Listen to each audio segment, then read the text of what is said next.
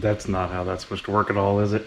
So, yeah, Gravedigger, we were doing backflips with it. Busted the servo. So, we need to upgrade it. So that is still actually the stock Tactic TSX 45. And what do we have to put in it but one of our handy dandy trusty ZOSKAY 35kg servos. Comes with a little servo horn that we're going to put on it. It's going to be awesome.